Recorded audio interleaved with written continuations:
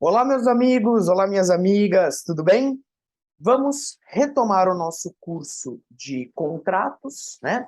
Nós estamos aqui falando sobre o contrato de compra e venda, e aqui nesse vídeo nós vamos iniciar um novo tópico dentro do estudo do contrato de compra e venda, tá?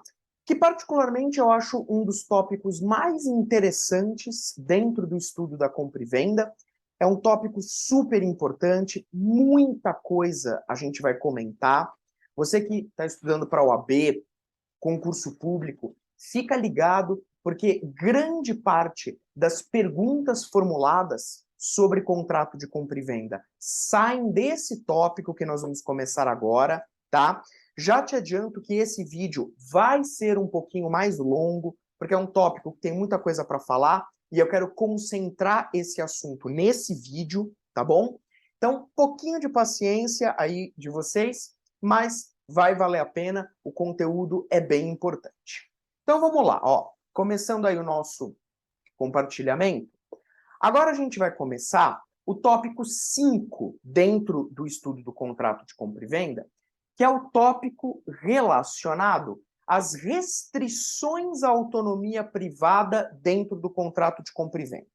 Então olha só essa pequena introdução que eu montei para vocês.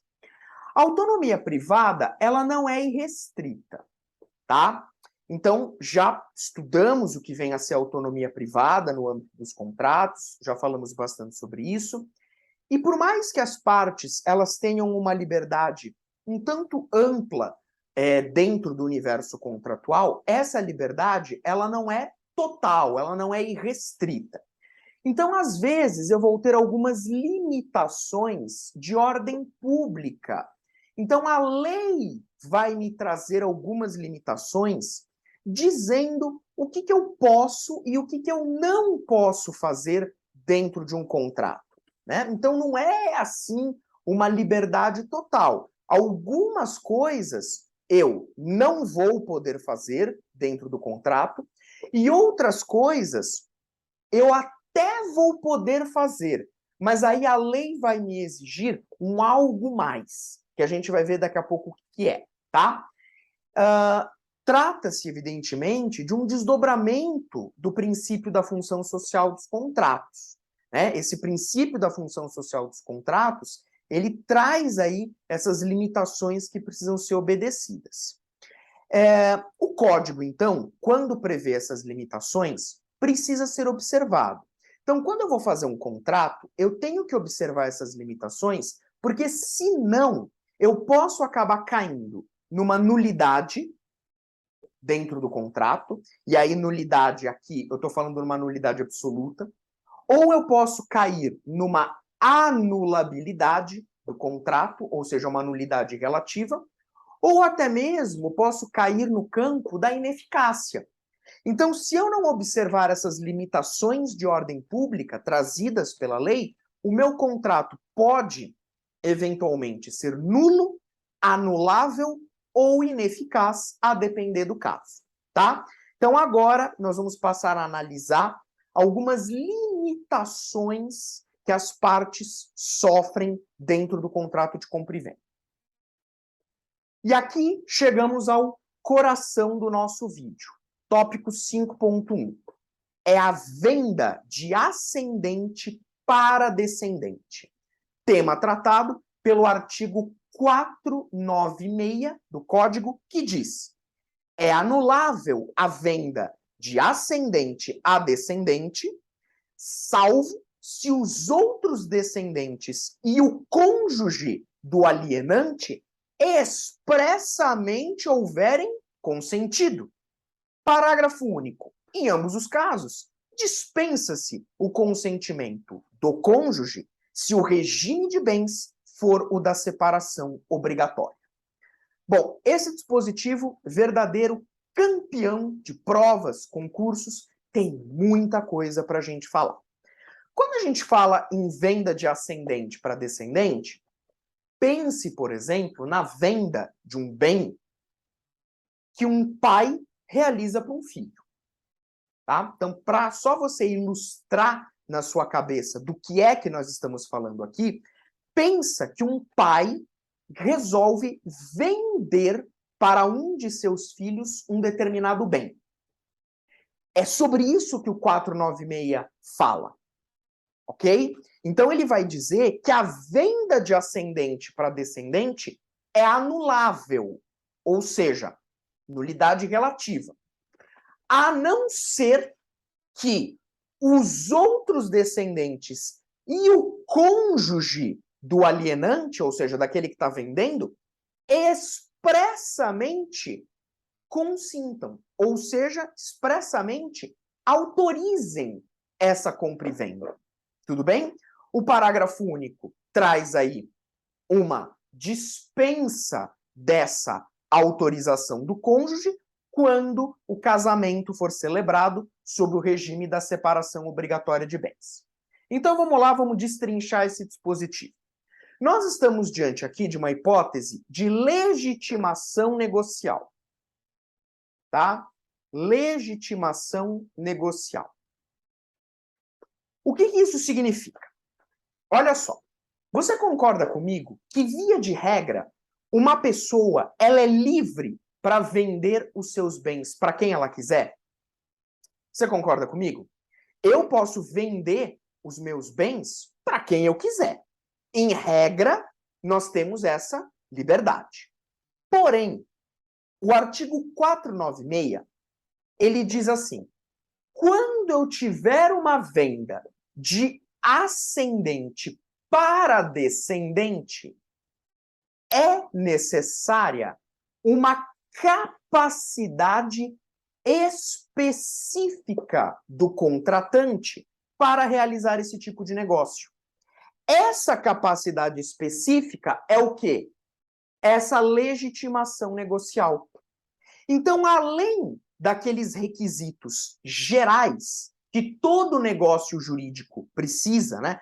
Partes capazes, vontade livre, objeto lícito, possível, determinado, ou pelo menos determinável, além de todos esses requisitos gerais que qualquer negócio jurídico exige, aqui eu vou ter um algo mais. Eu vou ter um temperinho a mais, que é essa capacidade específica do vendedor. O que é essa capacidade específica? É a autorização que ele precisa ter do seu cônjuge e dos outros descendentes. Percebeu? E essa capacidade específica é o que nós chamamos de legitimação negocial. A legitimação negocial é a capacidade específica que a lei exige, em alguns casos, para se celebrar determinados negócios. É o algo mais que nós vamos estudar. Então, veja, se o pai, por exemplo, deseja vender um imóvel para um de seus filhos, tem que pedir autorização para os outros descendentes e para o seu cônjuge.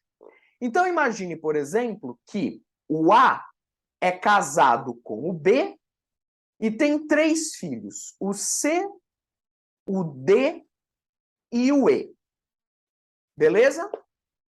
O A resolve vender um imóvel para o C, por exemplo.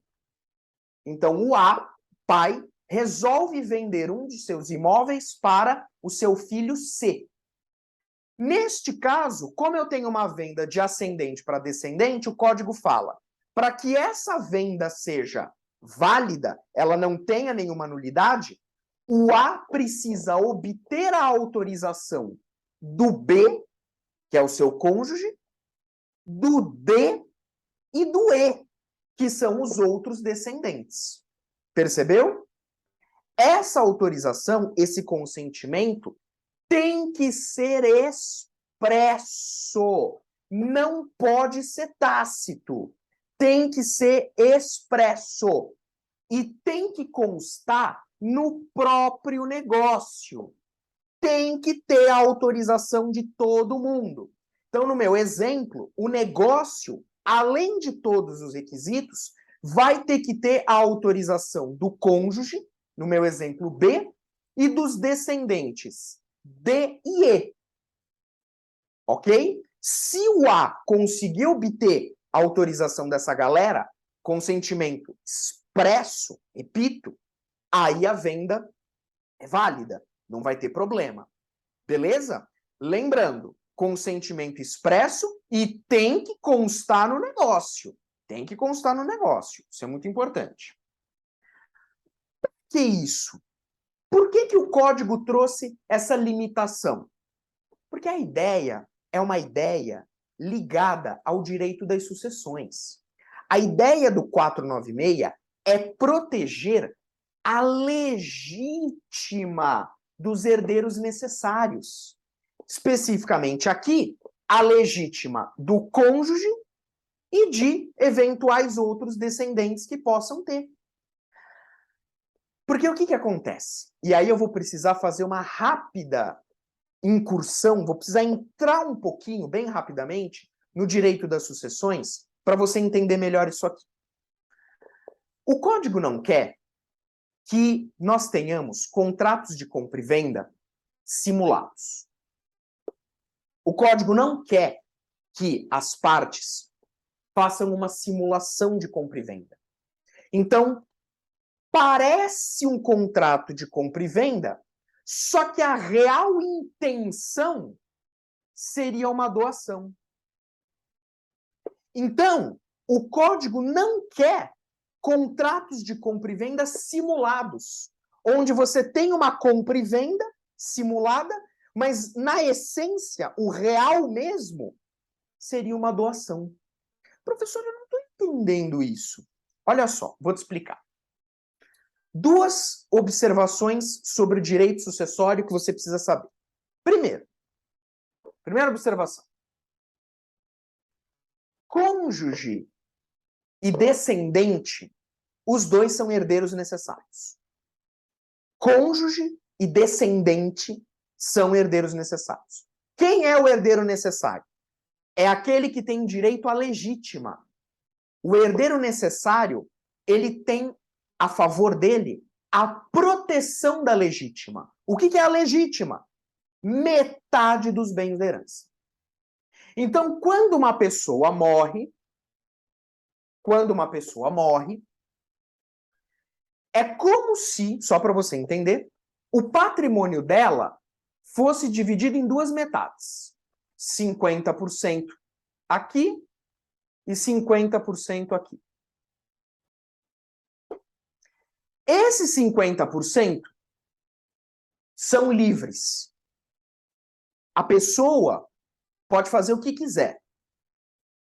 Então, por exemplo, eu posso fazer um testamento deixando esse 50% para alguém, para o meu melhor amigo, por exemplo.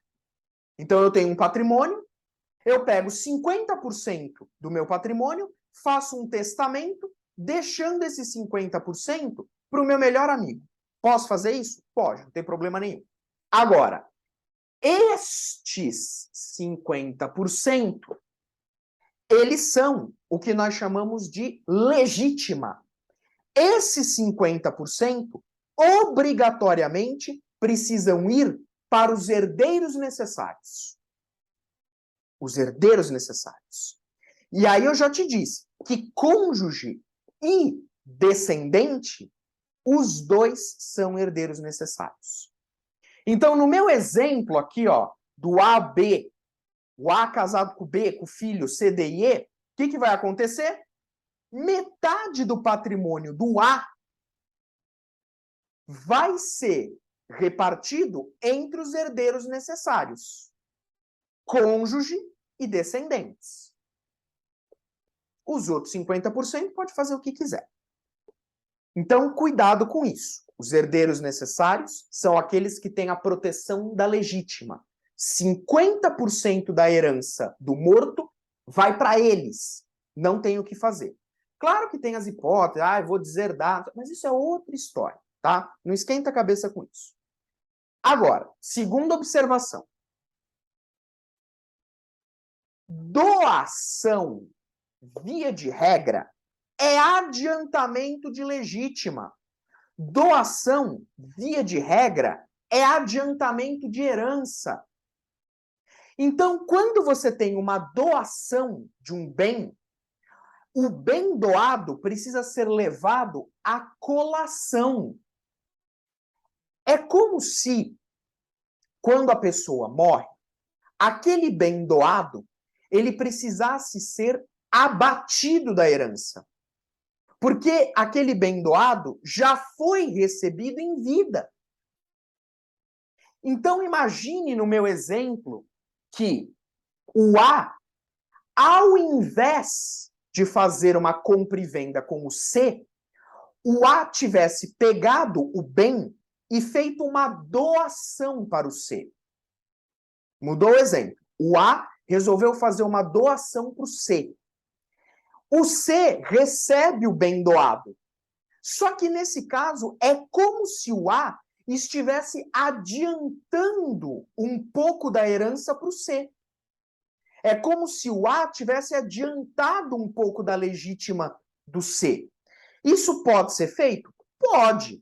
Mas aí o bem doado tem que ser levado à colação. Então é como se, quando, no meu exemplo, o A morresse, o C precisa vir e levar o bem doado à colação, dizendo, ó, quando o A era vivo, eu já recebi este bem em doação. Então agora é como se esse bem tivesse que ser, entre aspas, abatido da herança que o C vai receber. Percebeu? Por quê? Doação, em regra, é adiantamento de herança, é adiantamento de legítima. Então tem que levar o bem à colação para poder abater, porque senão um vai receber mais que o outro. Entendeu? Numa compra e venda, isso não acontece. Numa compra e venda, isso não acontece. Compra e venda não é adiantamento de legítima. Compra e venda não é adiantamento de herança. Percebeu?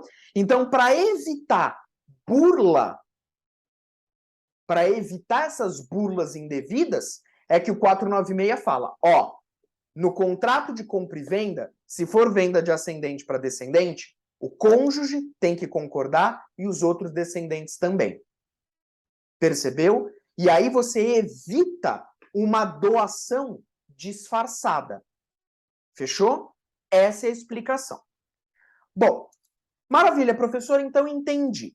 Então, se um pai quer vender um bem para um filho, ele tem que ter autorização do cônjuge e dos outros descendentes. É isso? É isso. Tem que ter esse consentimento. Legal. Pergunto: essa regra também é aplicável para a união estável? Começamos aqui com uma primeira polêmica. Porque o 496, inicialmente, ele é uma regra pensada para casamento. Tanto é que ele fala cônjuge.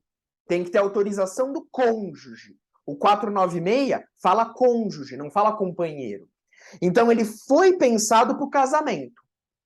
Mas hoje a gente sabe que a união estável é algo muito comum e cada vez mais a união estável está sendo equiparada ao casamento. Então eu pergunto, o 496 também se aplica para a união estável? Aqui a própria doutrina civilista é dividida. A própria doutrina civilista bate cabeça aqui para chegar num consenso.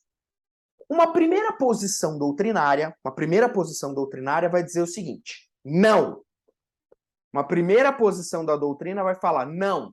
O artigo 496 não se aplica para união estável, só para casamento. Por quê? Porque o artigo 496 traz uma exceção. E eu já disse para vocês, né? A regra é que eu seja livre para vender meus bens a quem eu quiser. Como o 496 traz uma exceção, dizendo, ó, você é livre, só que se você quiser vender para o teu descendente, você tem que ter autorização do cônjuge e dos outros descendentes. Como isso é uma regra não, né? Como isso é uma norma de exceção, uma parte da doutrina fala, como é uma norma de exceção, eu tenho que fazer uma interpretação restritiva do dispositivo. Eu não posso ampliar o alcance desse dispositivo. Então, eu tenho que usar uma interpretação restritiva, de modo que o 496 só se aplica para casamento, não se aplica para união estável. Isso é uma primeira posição doutrinária, tá? Eles usam essa regra de hermenêutica de que dispositivos que contêm exceções ao sistema devem ser interpretados de forma restritiva. Beleza? Só que outros doutrinadores vão dizer o seguinte, ó, pera um pouquinho. Não é questão disso. O foco tem que ser o seguinte. Você primeiro tem que identificar se o companheiro também é herdeiro necessário ou não. Cônjuge é herdeiro necessário. E companheiro? Se você casa com alguém, esse alguém é seu cônjuge. Se você tem uma união estável com alguém, esse alguém é seu companheiro. O cônjuge é herdeiro necessário. Beleza. E o companheiro é ou não? Então, essa segunda posição na doutrina diz assim, primeiro tem que identificar se companheiro é herdeiro necessário ou não. Se você entender que companheiro não é herdeiro necessário, aí, beleza, a norma não se aplica para a união estável. Aí, tudo bem. Mas não é porque o 496 é uma exceção ao sistema. Não. É porque simplesmente você entende que companheiro não é herdeiro necessário. E como eu te expliquei, o espírito do 496 é proteger a legítima dos herdeiros necessários. É proteger a metade dos bens da herança para esses herdeiros necessários. Então, se você entende que companheiro não é herdeiro necessário, ele não tem essa proteção. Então, a norma não se aplicaria para a união estável. Tá? Agora, o que vem prevalecendo é o seguinte. Companheiro é herdeiro necessário? Sim. É isso aqui que vem prevalecendo. Aqui, sim, é onde nós temos, ao que tudo indica, o posicionamento majoritário. Companheiro é herdeiro necessário. Assim como cônjuge. Existe, sim, uma equiparação. E, portanto, se companheiro é herdeiro necessário, tem também a proteção da legítima, de modo que o artigo 496 também se aplica para uniões estáveis. É o posicionamento mais seguro. Não vou dizer correto, porque, né, com todo respeito a quem pensa de forma diferente, mas é o posicionamento que parece ser mais seguro nos dias de hoje. Está mais alinhado com a jurisprudência e com o posicionamento majoritário da doutrina. Ok? Aqui nós fazemos uma interpretação conforme a Constituição Federal para se equiparar o companheiro a herdeiro necessário. Tá bom? Beleza. Bom, professor, superada essa primeira polêmica, me diz uma coisa. O fulano é casado. Vamos pensar num casamento para não ter polêmica. Fulano é casado. Fez uma compra e venda para um descendente.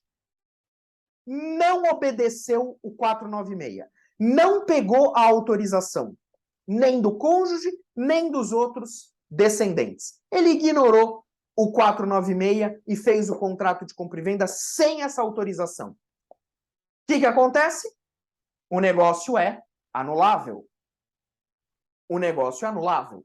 Teremos, então, um contrato eivado com uma nulidade relativa. Nulidade relativa. Professor, então eu vou ter um prazo para entrar com uma ação para anular esse contrato de compra e venda? É isso aí.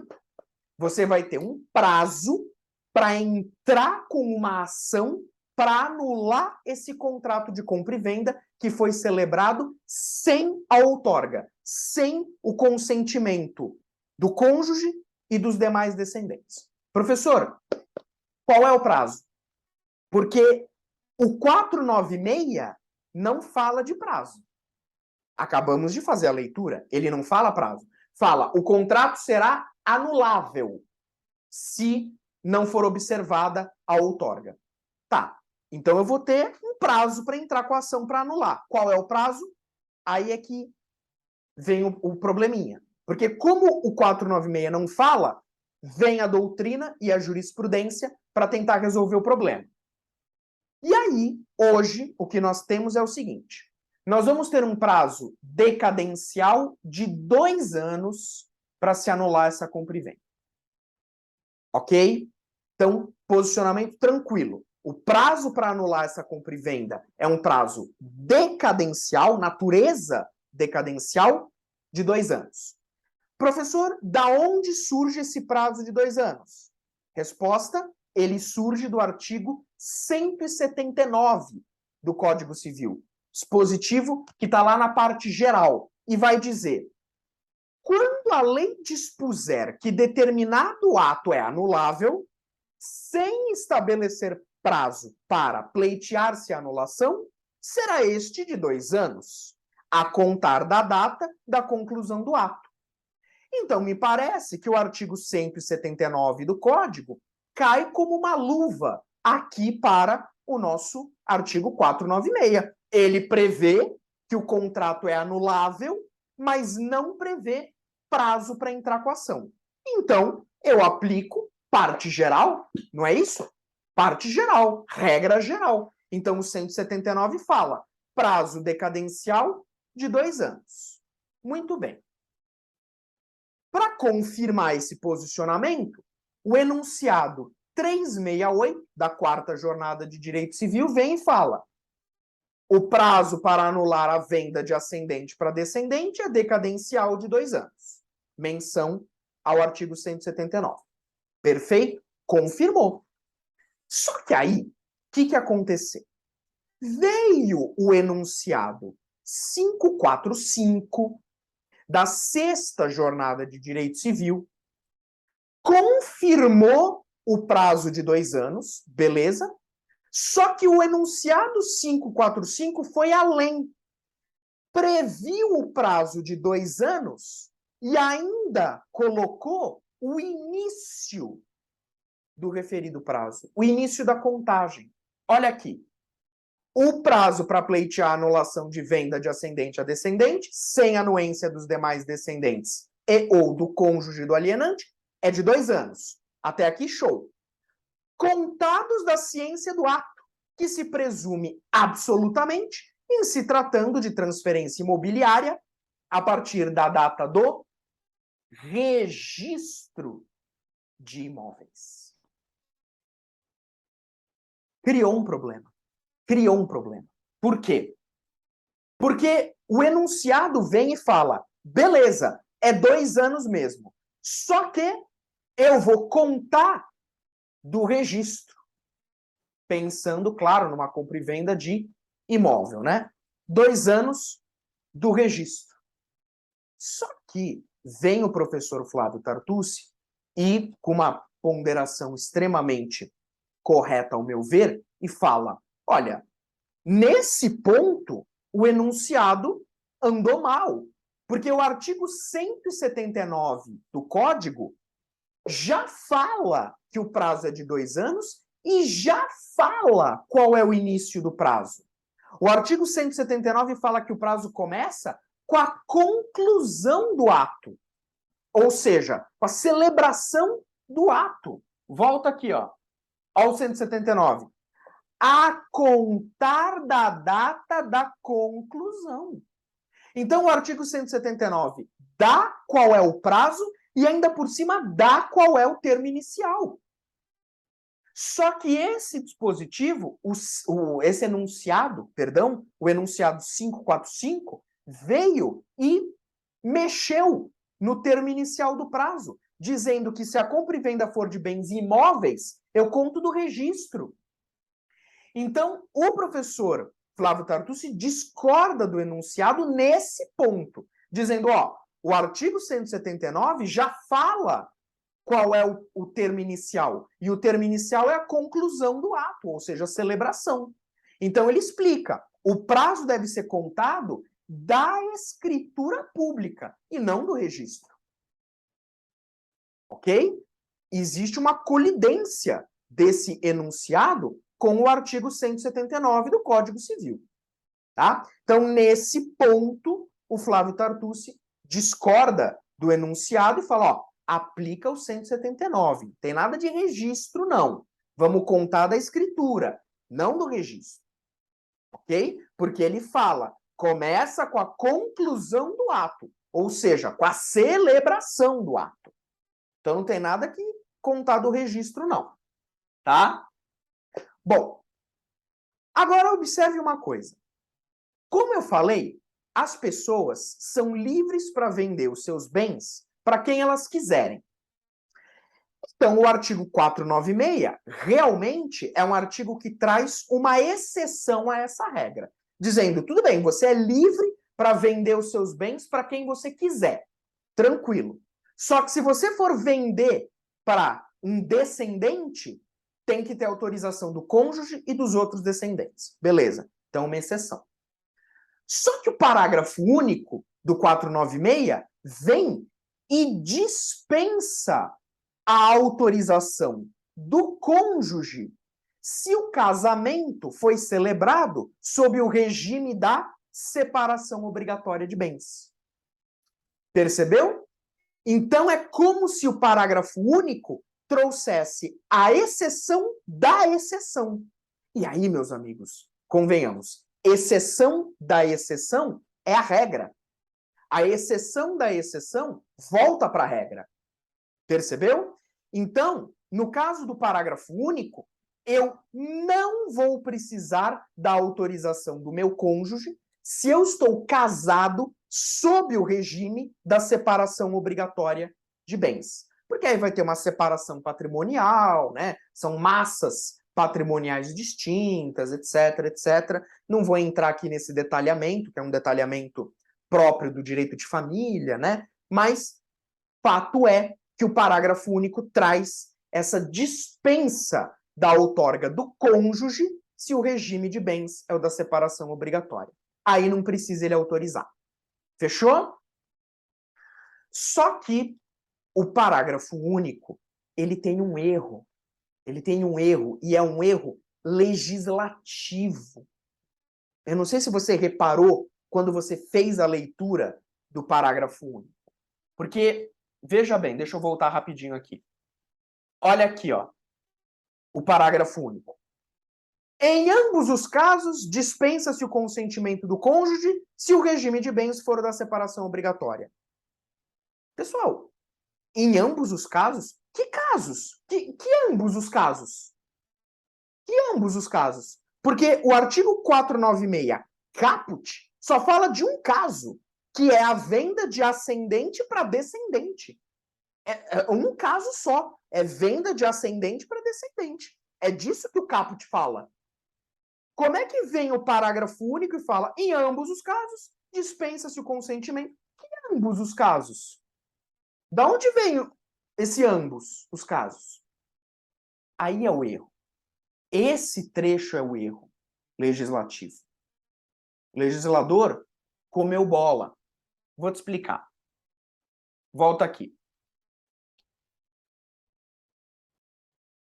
Essa expressão está errada atualmente porque, como eu disse, o caput só fala de um caso. Venda de ascendente para descendente.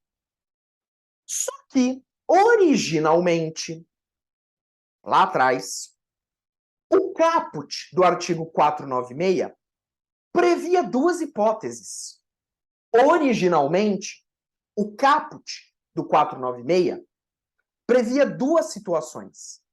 Primeira, a venda de ascendente para descendente. Primeiro caso, venda de ascendente para descendente. E também falava da venda de descendente para ascendente. Ou seja, o caminho contrário. Então, originalmente, o caput do artigo 496 previa, sim, duas hipóteses. A venda de descendente para ascendente e também a venda de descendente para ascendente. E originalmente, essa outorga, essa autorização que nós estamos vendo, ela era necessária para os dois casos, para as duas compras e vendas, tanto de ascendente para descendente, como de descendente para ascendente. Então havia duas hipóteses, sim, originalmente. E a outorga era necessária para ambos os casos. Só que com o trâmite legislativo, a segunda hipótese foi retirada da lei, mas esqueceram de mudar o texto do parágrafo único, que acabou ficando com a redação primitiva, acabou ficando com a redação antiga, fazendo menção aos dois casos, sendo que o caput foi alterado no processo legislativo e a segunda hipótese desapareceu. Então, conclusão, a expressão em ambos os casos, ela deve ser desconsiderada. Você ignora. Você ignora. Tá? Quando você lê em ambos os casos, lá no parágrafo único, ignora. Desconsidera, porque isso foi um erro do legislativo. Tá? Então, o Código Civil, atenção, não exige a outorga, não exige autorização para vendas de descendente para ascendente. Percebeu? O caminho contrário não precisa de autorização, não precisa de outorga. A outorga, repito, é necessária da venda de ascendente para descendente. Não o caminho contrário. Não o caminho contrário. Ok? Percebeu?